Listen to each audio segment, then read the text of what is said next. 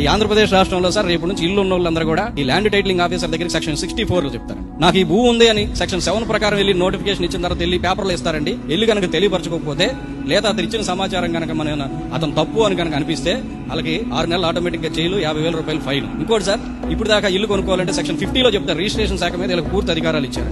Any transaction సోమకృష్ణమూర్తి గారికి నా ఇల్లు కొనుక్కున్నారు సార్, నేను అమ్మానంటే ఇప్పుడు ఆయన చట్టబద్ధంగా సంపాదించిన దమ్ముతోటి డబ్బులు తీసుకొచ్చి నాకు ఇచ్చారు, వెళ్ళిపోయాను సార్. ఇప్పుడు దాకా ఇప్పుడు జరుగుతుంది. కానీ ఇప్పుడు అట్లా కాదు సార్. ఈ ల్యాండ్ టైటిలింగ్ యాక్ట్ వచ్చిన తర్వాత సెక్షన్ 50 ప్రకారం అయ్యా నేను నామాల కోటేశ్వర దగ్గర ఇల్లు కొనుక్కున్నానని సోమకృష్ణమూర్తి గారు వెళ్ళి ల్యాండ్ టైటిలింగ్ ఆఫీసర్ని సాటిస్ఫై చేసుకుని సర్టిఫికేట్ తెచ్చుకోవాలి. అయ్యా నా ఇల్లు నేను అమ్ముకున్నానండి అని నేను కూడా ల్యాండ్ టైటిలింగ్ ఆఫీసర్ దగ్గరికి వెళ్ళి మళ్ళీ సర్టిఫికేట్ పోనీ అంతటితో తెచ్చుకుందాం, రిజిస్టర్ ఆఫీస్ దగ్గర ఖర్చులు అవుతుంది. కానీ అతను మీ ఇద్దరు ఎవరు నచ్చకపోయినా, స్టాంప్ డ్యూటీ నచ్చకపోయినా ఆయన ఏం చెప్తారంటే కరెక్ట్ కాదు, ఇది నేను ఒప్పుకోను, మీరు వెళ్ళి కోర్టు కాడ పోయి ల్యాండ్ టైటిలింగ్ ఆఫీసర్ దగ్గర తేల్చుకోండి అని మళ్ళీ పంపిస్తారు. ఇక్కడ నుంచి ఆంధ్రప్రదేశ్ రాష్ట్రంలో ఏ పేదవాడు చిన్న భూమి, సెంటు భూమి అరగా పెట్టుకోవాలన్నా, బ్యాంకులో పెట్టుకోవాలన్నా, అమ్ముకోవాలన్నా, ఏం దాన ధర్మ ఇక్కడ ఏం చేయాలన్నా